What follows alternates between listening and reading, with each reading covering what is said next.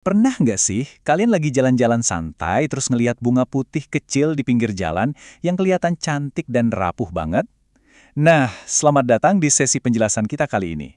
Hari ini kita bakal ngupas tuntas sebuah tanaman yang sering banget kita lewati begitu saja. Tanaman liar ini emang punya bunga putih yang menawan, tapi jangan sampai penampilannya nipu kalian ya. Ada rahasia besar di baliknya. Coba pikirin deh, masuk akal nggak sih sebuah gulma atau rumput liar yang tumbuh sembarangan di pinggir jalan bisa dipercaya sebagai obat ajaib penyembuh berbagai penyakit, tapi di saat yang sama dia juga adalah racun yang sangat berbahaya? Hari ini kita bakal menelusuri narasi pedang bermata dua dari bunga yang satu ini. Kita akan pisahkan mana yang murni fakta medis dan mana yang cuma mitos tradisional langsung dari data yang ada. Oke, mari kita kenalan dulu dengan bintang utama kita. Secara ilmiah, namanya itu Hippobroma longiflora.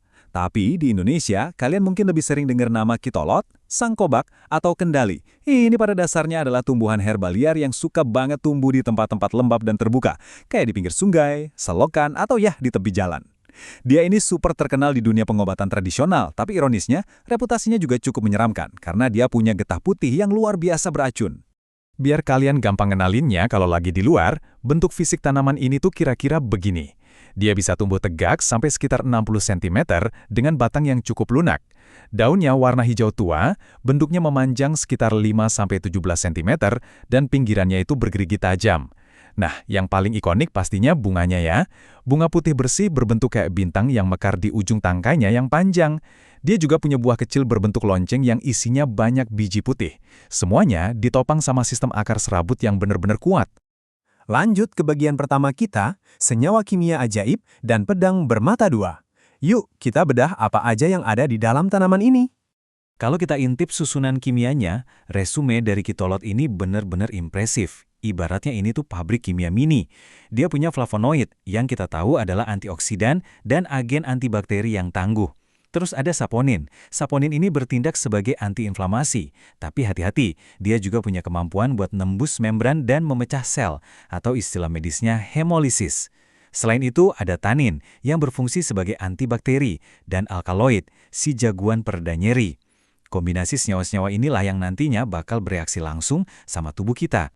Nah, interaksi kimia tadi tuh dengan brilian ngegambarin paradoks utama dari kitolot. Kita ambil contoh senyawa alkaloid. Kalau dosisnya kecil dan pas, alkaloid ini kayak pahlawan. Dia adalah pereda nyeri yang luar biasa efektif. Tapi coba deh kasih dalam dosis besar. Pahlawan tadi langsung berubah jadi penjahat.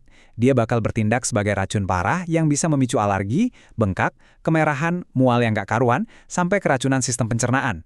Bener-bener sesuatu yang bisa nyembuhin, tapi sekaligus menghancurkan kalau kelebihan.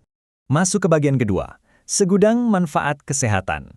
Karena ternyata khasiat dari daun dan bunganya emang cukup bikin takjub. Kita kesampingkan dulu soal racunnya, dan mari kita lihat manfaat positifnya. Daftarnya lumayan panjang loh. Kitolot ini dipercaya ampuh banget buat ngeredain rasa sakit gigi yang ampun-ampunan sakitnya. Dia juga bisa ngebantu meringankan masalah pernafasan kayak asma, bronkitis, sama radang tenggorokan. Kalau kalian punya luka lecet ringan, dia bisa jadi antibiotik alami. Bahkan nih, sifat antioksidan kuat dari flavonoidnya lagi terus diteliti kemampuannya buat bantu kelola gejala kanker. Plus, diyakini bisa nurunin kadar kolesterol jahat atau LDL. Terus, gimana sih cara pakainya di pengobatan tradisional?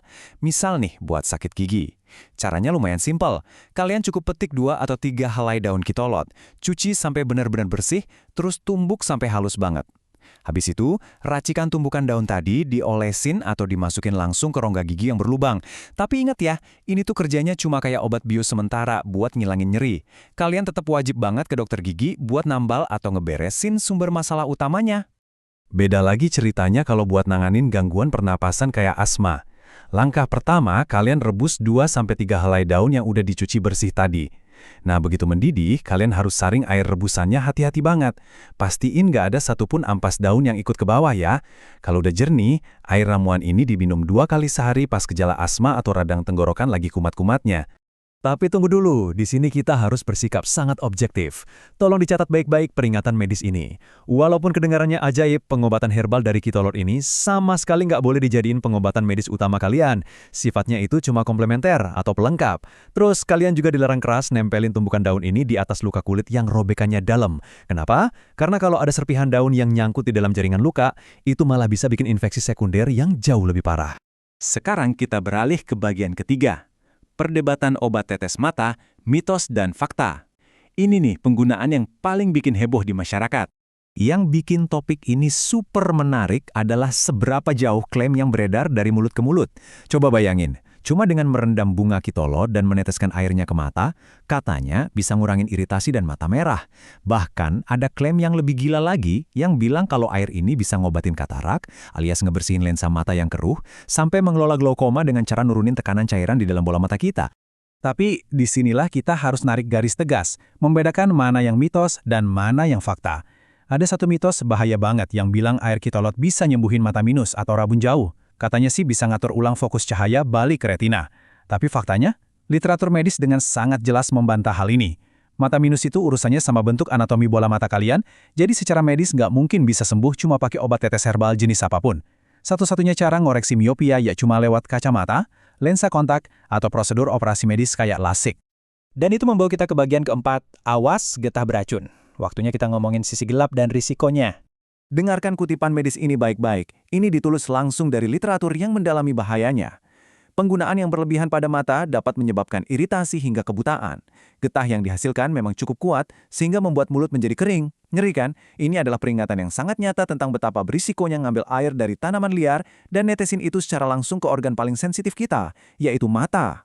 Kalau kita rinci, efek samping dari getah putihnya ini nggak main-main, apalagi ditambah dengan zat saponin yang bisa mecah sel tadi. Alih-alih sembuh, mata kalian malah bisa iritasi parah, kerasa kayak kebakar, dan yang paling ekstrim, kebutaan permanen. Banyak juga kasus di mana penggunaan tetes kitolot ini bikin mata malah jadi super kering, sampai-sampai harus ditolong sama dokter spesialis.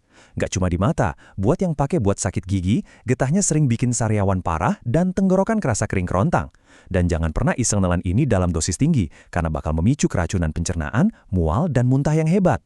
Kalau begitu, kita masuk ke bagian kelima, cara aman menanam kitolot, karena ada loh cara aman buat tetap berinteraksi dengan tanaman ini.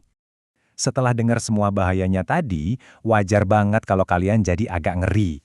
Tapi kalau kalian murni cuma mau nikmatin bunganya yang cantik buat hiasan di halaman, nanamnya gampang banget kok.